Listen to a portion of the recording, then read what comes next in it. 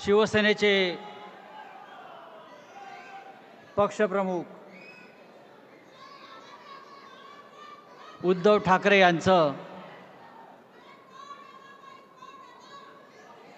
एक 2 मिनिटांमध्ये आगमन होईल आणि तोपर्यंत मला 2 शब्द बोलावेत असं सांगण्यात आलं. आता 2 शब्द असे कोणते की महाराष्ट्राच्या 2 शब्दाला ताकद आहे आणि ते 2 शब्द बोलण्याचा अधिकार फक्त शिवसैनिकांना आहे, ते म्हणजे जय महाराष्ट्र. जय महाराष्ट्र बोलण्याचा अधिकार या महाराष्ट्रात कोणाला असेल तर तो फक्त शिवसेनेला आहे.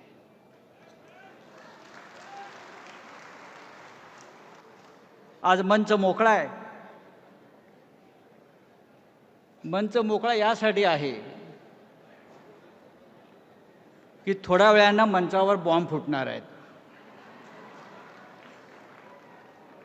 पण हे सभागृह ओसांडून वाहत आहे. हीच शिवसेना आहे. काही पक्षांचं वेगळं असतं, मंच भरलेला असतो आणि सभागृह मोकळा असतं. थोड्या वेळानं मंचही भरेल आणि सभागृहही ओसंडून वाहताना दिसेल. हा निर्धार मेळावा आहे. विजयाचा संकल्प घेऊन, मुंबई जिंकण्याचा संकल्प घेऊन मुंबईतल्या उपशाखा प्रमुखांचा हा मेळावा आहे.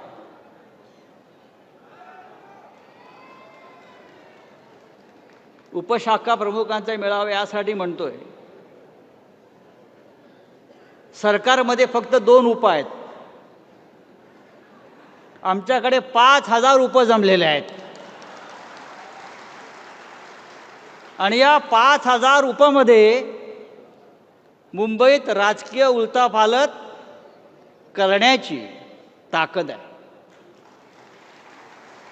याने एकदा निर्धार केला की आपल्या भाषेत बोलायचं तर आयनाच्या बायना घेतल्याशिवाय जाईना. मुंबई घेणार या निर्धारानं, या संकल्पानं आपण इथे जमलेलो आहोत. मला कोणीतरी विचारला सकाळी, उपशाखा प्रमुखांचा मेळावा का? आपण गटप्रमुखांचा घेतो, शाखा प्रमुखांचा घेतो, जिल्हा प्रमुखांचा घेतो. मी सांगितलं, उपशाखा प्रमुख हे आमचं पायदळ आहे. आर्मीमध्ये, लष्करात जे पायदळ असतं ना, त्याच्याशिवाय कोणते युद्ध लढलं जात नाही. आणि प्रत्यक्ष युद्धामध्ये नेव्ही असेल, हवाई दल असेल, पण पायदळाला जेवढं महत्त्व आहे तेवढं अन्य कोणत्याही आर्मीला असत नाही. आम्ही लढणारे लोक. युद्धामध्ये, सैन्यात, या पायदळात मी बघितलं आहे. मी डिफेन्स कमिटीवर देशाचं काम केलेलं आहे. युद्ध झाल्यावरती आम्ही एकदा इस्पितळात गेलो आणि पाहिलं आहे. युद्धामध्ये हात कापला जातो, गोळ्या लागतात, पाय कापला जातो, गोळ्या लागतात, पण तो सैनिक जो असतो तो शेवटच्या श्वासापर्यंत लढत असतो. मरते दम तक तो लढत असतो. दुश्मनाला जमिनीत गाडेपर्यंत लढत असतो.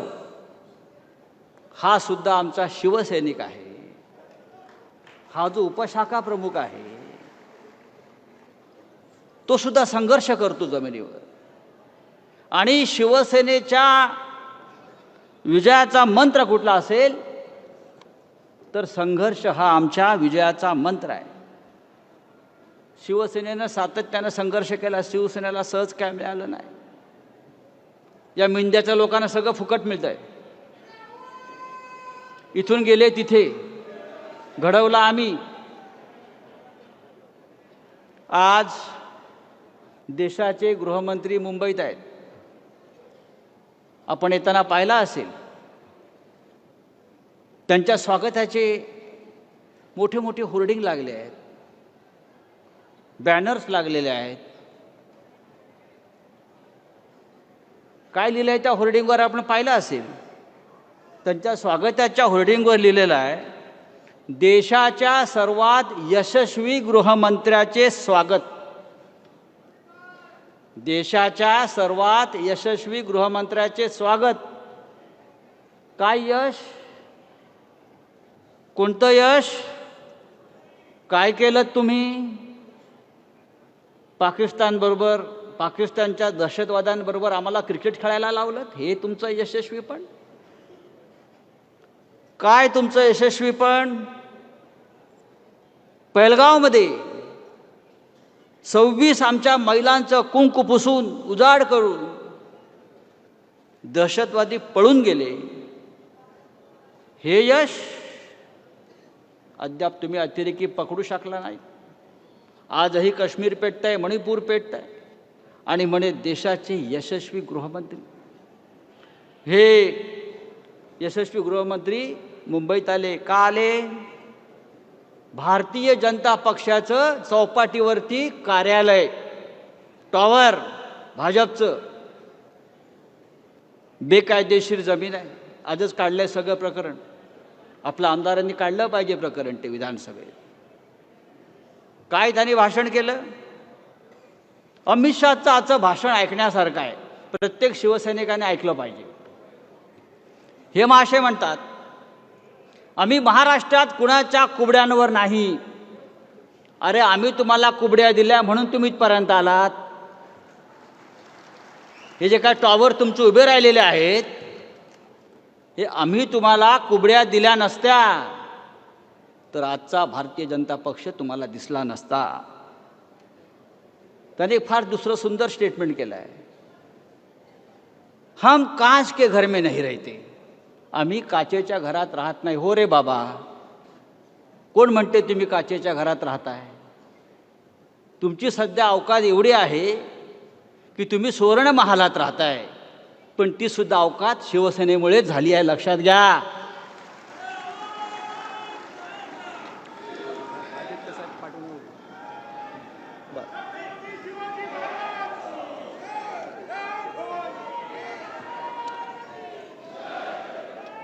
माननीय उद्धव साहेबांचं स्वागत.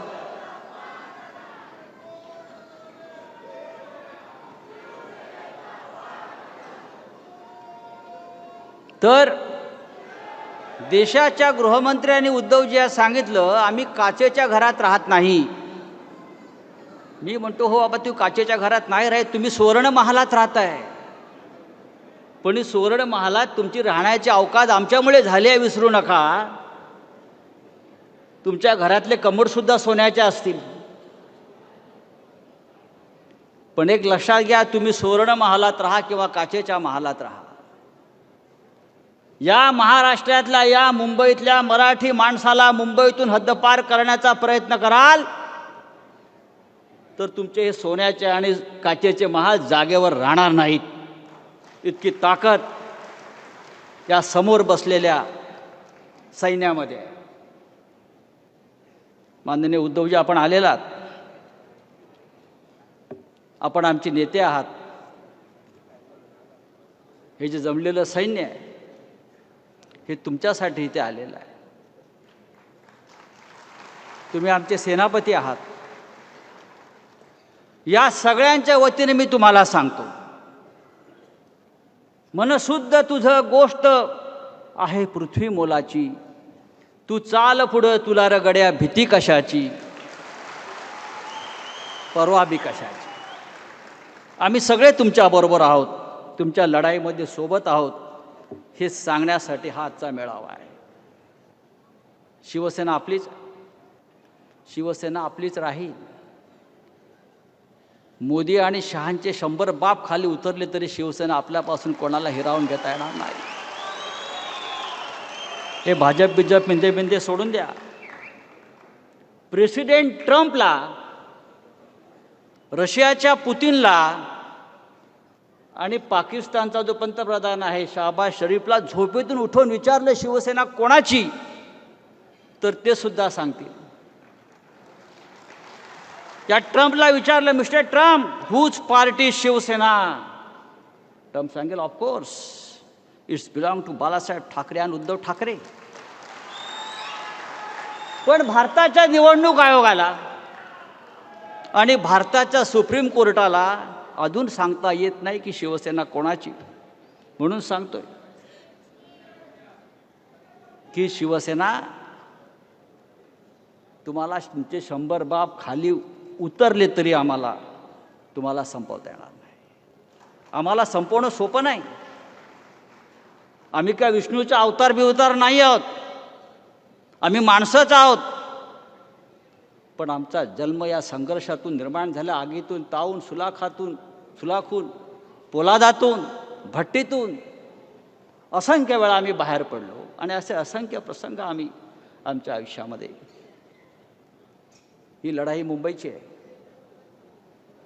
आणि आता मुंबई जिंकण्यासाठी मतदार यादीमध्ये घोटाळे सुरू झालेले आहेत. पण आपण सगळे त्याविरुद्ध एकत्र आलो. ही मुंबईची लढाई मराठी माणसाची लढाई आहे, मराठी अस्मितेची लढाई आहे. बाळासाहेब ठाकरे नेहमी सांगायचे, महाराष्ट्राला मुंबई मिळावी म्हणून संयुक्त महाराष्ट्र समितीची स्थापना झाली आणि त्यानंतर मुंबई महाराष्ट्रापासून पुन्हा तोडली जाऊ नये म्हणून शिवसेनेची स्थापना झाली. ती शिवसेना आजही आहे. तीच रग शिवसेनेमध्ये आजही आहे. पण पुन्हा एकदा या मुंबईवर वक्र दृष्टी वळते आहे. पुन्हा एकदा ही मुंबई गिळंकृत करण्याचा प्रयत्न होतो आहे. पुन्हा एकदा या मुंबईतून मराठी माणसाला नष्ट करण्याचं कारस्थान चालू आहे. मला शाहीर अमर शेखांचा एक पोवाड्यातलं 2 वाक्य, 2 कवनं आठवत आहेत. ती प्रत्येक मराठी माणसानं लक्षात ठेवली पाहिजे. अमर शेख तेव्हा गरजले होते मराठी माणसावर, बा महाराष्ट्रा इब्रत तुझी ही ईर्षेला पडली. बा महाराष्ट्रा तुझी इब्रत ही ईर्षेला पडली. काढा नौका बाहेर शिवरायांची आणि बाळासाहेब ठाकरेंची मुंबई वादळात सापडली. त्या वादळातून आपल्याला ही मुंबई बाहेर काढावी लागेल. विषय आजचा वेगळा आहे आणि त्यासाठी आदित्यजी पाठीमागे उभे आहेत. मगाशी म्हणालो मी, हा मंच रिकामा आहे पण त्या मंचावर नंतर बॉम्ब फुटणार आहे. मतदार याद्यांचे घोटाळे म्हणजे कोणत्या लेवलला जावेत? मला प्रश्न पडायचा, उद्धव साहेब, धृतराष्ट्राला 100 पोरं झाली कशी? हे सायन्स काय आहे? 100 पोरं कौरव, 100 भाऊ कौरव. पण मोदींनी माझ्या प्रश्नाचं उत्तर दिलं. भारतीय जनता पक्षाने माझ्या प्रश्नाचं उत्तर दिलं.